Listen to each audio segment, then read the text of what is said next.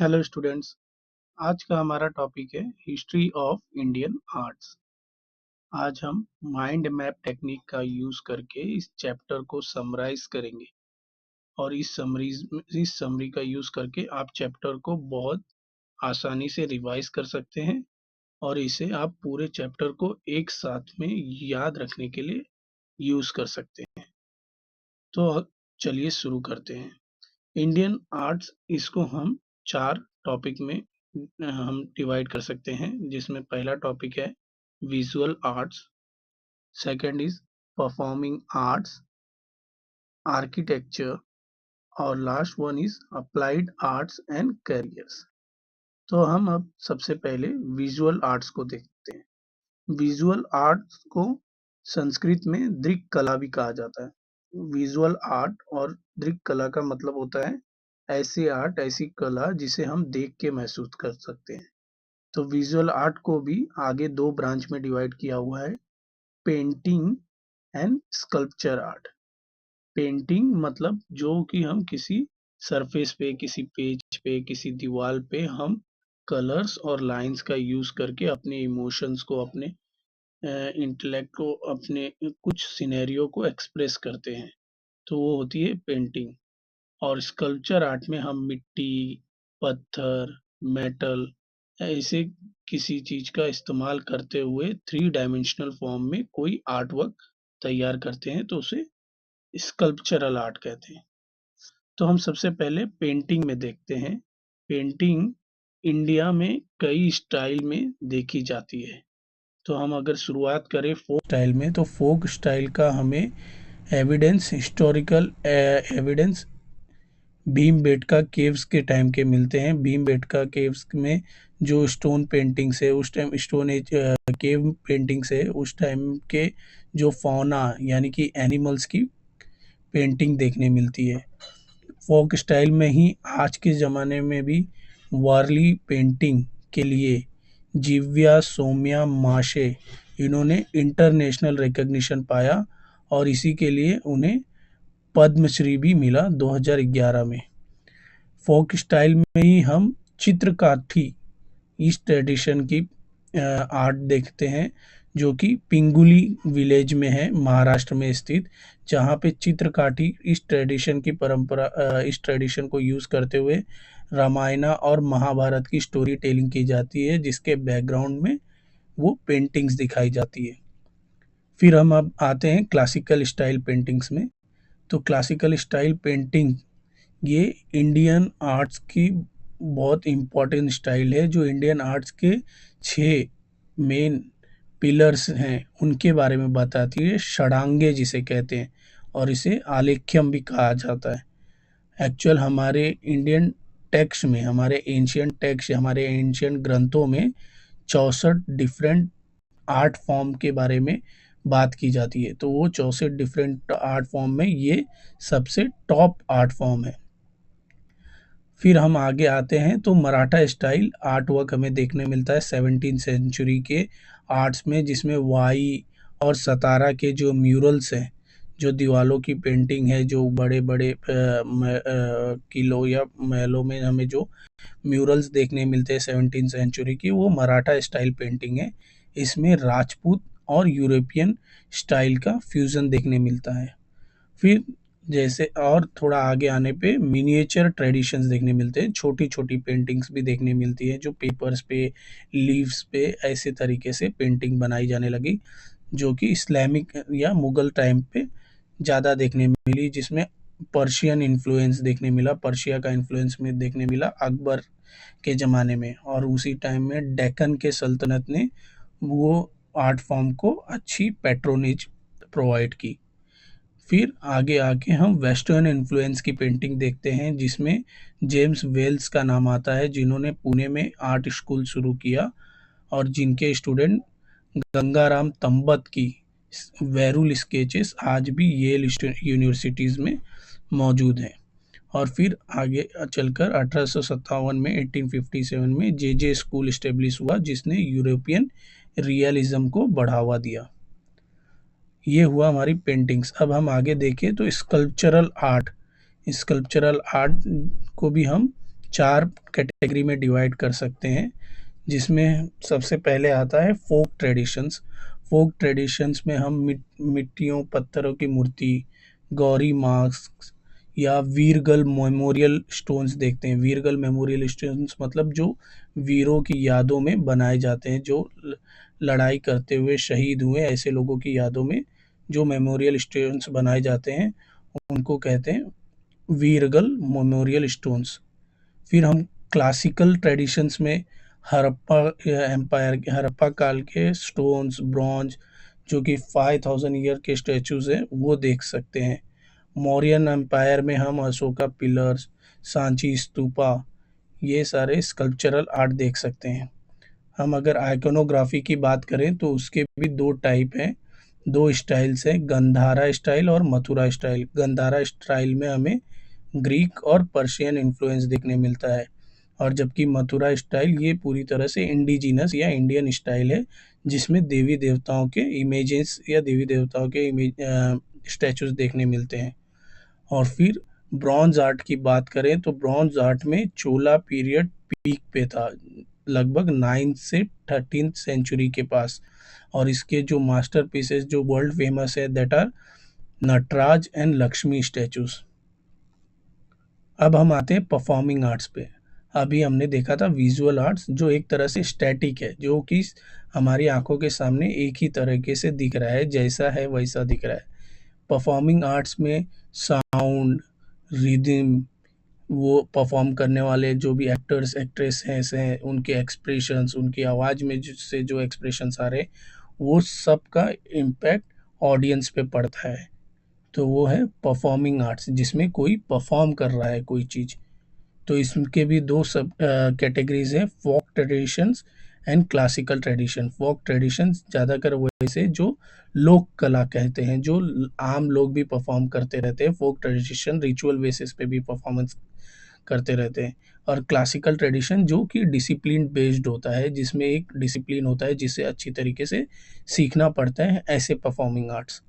तो फोक ट्रेडिशंस में जो लोक कलाएं हैं उसमें हम कोली डांस देख सकते हैं, पोवाड़ा देख सकते हैं, तारापा म्यूजिक एक तरह का इंस्ट्रूमेंट होता है, उसे प्ले करते हुए देख सकते हैं। रिचुअल्स में हम देखें तो कोकन साइड में दशावतार के नाटक होते हैं, ये सब फोक ट्रेडिशंस है। और क्लासिकल ट्रेडिशंस में देखें तो एक बड़ा नाम आता है नाट्य शास्त्र, जिसे लिखा था भारत मुनि ने। इसमें उन्होंने परफॉर्मिंग आर्ट्स के जो 9 रसास होते हैं, 9 रसास, 9 तरह के रस होते हैं, उनके बारे में लिखा गया है, और नाट्य शास्त्र को ओल्डेस्ट टेक्स्ट में से एक माना जाता है। फिर अगर हम भारत के इंडिया की म्यूज़िक्स की बात करें तो इंडिया में 2 तरह की म्यूज़िक ज़्यादा फेमस है। एक जो कि नॉर्थ साइड की म्यूज़िक है, नॉर्थ, उसे हिंदुस्तानी म्यूज़िक कहते हैं, और जो साउथर्न साइड की म्यूज़िक है उसे कर्नाटिक म्यूज़िक कहते हैं। डांस में हमारे यहाँ कथक, भरतनाट्यम और लावनी जैसे डांस काफ़ी फेमस हुए। और फिर आगे चल के उदय शंकर एक कोरियोग्राफर हुए, जिन्होंने इंडियन और ओपेरा इनको फ्यूज़न बनाया। ये हुआ हमारा परफॉर्मिंग आर्ट्स। अब हम देखते हैं आर्किटेक्चर। आर्किटेक्चर मतलब हमारी बिल्डिंग्स, हमारी इंजीनियरिंग के मार्वलस। हमारे यहाँ इंजीनियरिंग काफ़ी एंशियंट टाइम से अलग अलग टाइप की बिल्डिंग्स, इमारतें देखने मिलती हैं, काफ़ी एंशियंट स्ट्रक्चर्स देखने मिलते हैं। तो उसे भी हमने 5 टाइप में डिवाइड किया हुआ है: rock cut caves, temple styles, Hemadpanthi, Islamic style और इंडो गोथिक स्टाइल। अगर हम रॉक कट केव्स बात करें तो इसमें सबसे बड़ा नाम आता है अजंता और Verul heritage sites. Kailasa temple हम देखें तो एक तरह का ये मोनोलिथिक स्कल्पचर है। मोनोलिथिक मतलब मोनो यानी कि एक, लिथिक माने स्टोन। एक पहाड़ को एक साथ काट के नक्काशी करके पूरा का पूरा मंदिर बनाया गया है। ये कहीं देखने नहीं मिलता है। ये सिर्फ ऐसी जगहों पे, जैसे ये हेरिटेज साइट पे देखने मिलता है जहाँ एक ही पर्वत को पूरा कट करके मंदिर बनाया गया है, उसके अंदर की छोटी छोटी नक्काशियाँ की गई हैं। तो ऐसे एग्जाम्पल्स हैं हमारे हिस्ट्रीज में, जो कि रॉक कट केव्स में आते हैं, रॉक कट केव्स टाइप के आर्किटेक्चर में आते हैं। फिर अगर हम इंडिया के टेम्पल स्टाइल्स देखें तो यहाँ पे मोटे तौर पे 3 टाइप के टेम्पल स्टाइल्स देखने मिलते हैं। जो नॉर्थ इंडिया के टेम्पल स्टाइल्स हैं उन्हें बोलते हैं नागरा टेम्पल स्टाइल। जो साउथ इंडिया के टेम्पल्स हमें देखने मिलते हैं वो द्रविड़ टेम्पल स्टाइल्स होते हैं। और सेंटर ब्लेंड्स टाइप के हमें देखने मिलते हैं जिन्हें वैसारा या भूमिजा टेम्पल स्टाइल्स कहते हैं। फिर आगे चल के महाराष्ट्र में 12th सेंचुरी में एक और स्टाइल काफ़ी फेमस हुई जिसे हेमाड़पंथी स्टाइल बोलते हैं। और इसमें जो इमारतें बनी, जो कंस्ट्रक्शन बिल्डिंग्स बनी, वो स्टार शेप प्लान में या जिगजैग प्लान में होती हैं। और इसके जो ब्लॉक्स, इस बिल्डिंग्स में जो ब्लॉक्स जुड़ते हैं वो टेनन एंड मोर्टाइज टेक्निक का यूज़ करते हैं। यानी कि एक ब्लॉक दूसरे ब्लॉक में फंसा हुआ होता है, उन्हें जोड़ने के लिए मोर्टार या सीमेंट जैसी कोई चीज़ की ज़रूरत नहीं पड़ती। फिर इस्लामिक स्टाइल की बिल्डिंग्स हमें देखने मिलती है जिसमें पर्शियन, अरेबिक, इंडियन, ये सबका मिक्सचर स्टाइल देखने मिलता है। इसके फेमस एग्जांपल हैं कुतुब मीनार, ताजमहल और गोल गुम्बज की विस्परिंग गैलरी तो वर्ल्ड फेमस ही है। फिर आते हैं Indo Gothic style. Indo Gothic style एक तरह का फ्यूज़न है जिसमें ब्रिटिश और इंडियन ये स्टाइल फ्यूज़ होके बना है, जो कि ब्रिटिश पीरियड में जब चर्चेस और स्टेशंस बनने लगे उनमें देखने मिलता है। इसका एक बहुत प्रोमिनेंट एग्जांपल है छत्रपति शिवाजी महाराज टर्मिनस स्टेशन, जो कि अब एक वर्ल्ड हेरिटेज साइट भी है। अब हम देखते हैं आखिरी ब्रांच जो कि है अप्लाइड आर्ट्स एंड कैरियर्स। इसमें हम अप्लाइड आर्ट्स के डिफरेंट फील्ड्स देखेंगे, उसमें क्या प्रोफेशनल रोल्स है वो देखेंगे, और उसके लिए जो एजुकेशन ज़रूरी है वो क्या है वो समझेंगे। तो अप्लाइड आर्ट्स के अलग अलग फील्ड्स में डिज़ाइन, फोटोग्राफी, ज्वेलरी या नेपथ्य यानी कि स्टेज का बैकड्रॉप्स कैसा होना चाहिए, स्टेज का बैकग्राउंड कैसा होना चाहिए, कोई हिस्टोरिकल प्ले हो रहा है तो उसके लिए, तो ये सब आते हैं अप्लाइड आर्ट्स में। और इसमें अब हम प्रोफेशनल रोल्स क्या अवेलेबल है, करियर ऑप्शन क्या है, तो हेरिटेज मैनेजमेंट में हम म्यूज़ियम एंड आर्काइव्स में काफ़ी करियर उसमें मिलते हैं। आर्ट मार्केट में अगर देखें तो पेंटिंग्स या किसी आर्टिफैक्ट्स के ऑथेंटिकेशन चेक करना, उसकी वैल्यूएशन डिसाइड करना, ये भी अच्छा करियर ऑप्शन है। और इन सब चीज़ों के लिए जो एजुकेशन की ज़रूरत है वो एनआईडी अहमदाबाद जैसे प्रीमियम इंस्टीट्यूट्स में ग्लोबल स्टैंडर्ड्स के साथ स्टूडेंट्स को सिखाया जा रहा है। तो आज हमने पूरा हिस्ट्री ऑफ इंडियन आर्ट्स को एक साथ देखा, जिसमें हमने विजुअल आर्ट्स देखा, परफॉर्मिंग आर्ट्स देखा, आर्किटेक्चर देखा और अप्लाइड आर्ट्स भी समझा। विजुअल आर्ट्स में हमने पेंटिंग और स्कल्पचर के अलग अलग टाइप स्टाइल्स देखे।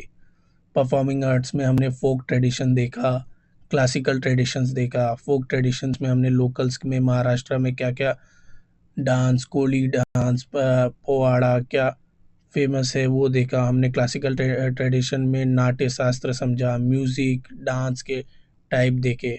आर्किटेक्चर में अलग अलग स्टाइल्स की बिल्डिंग्स क्या क्या है, rock cut caves, temple style, Hemadpanthi, Islamic styles, Indo Gothic style समझा। और लास्ट में हमने अप्लाइड आर्ट्स को देखा जिसमें हमने अलग अलग फील्ड्स देखी, क्या क्या करियर ऑप्शंस अवेलेबल है वो देखे, और क्या एजुकेशन इंस्टीट्यूट अवेलेबल हैं वो देखे। तो आपको अब इस स्लाइड को जो पीडीएफ वर्जन है मैं इस वीडियो के डिस्क्रिप्शन में आपको एक लिंक में दे दूंगा। आपको वो पीडीएफ डाउनलोड करनी है, इसे अच्छी तरीके से समझ के एक बार रिवाइज करना है। फिर आपको नोट्स को साइड में रख के खुद से इस ट्री डायग्राम को, इस माइंड मैप को ड्रॉ करना है कि सबसे पहले चैप्टर का नाम, फिर उसके 4 ब्रांचेस, फिर हर ब्रांचेस के और कितने ब्रांचेस आप बना सकते हैं।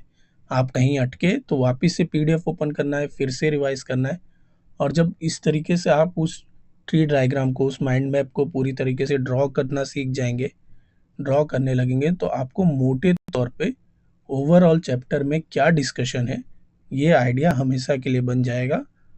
और आपको डीप नॉलेज, डीप अंडरस्टैंडिंग रहेगी। तो किसी भी कोने से आपको चैप्टर में कोई भी क्वेश्चन आ जाता है तो आप घबराएंगे नहीं और उसका आंसर अच्छे से लिख सकते हैं। आई होप आज का वीडियो आपको पसंद आया हो। अगर अभी आपके मन में कुछ डाउट हो तो प्लीज़ कमेंट में हमें पूछिए। अगर वीडियो पसंद आया हो तो लाइक कीजिए, चैनल को सब्सक्राइब कीजिए ताकि मैं आपके लिए ऐसी वीडियो लाता रह सकूं। Thank you.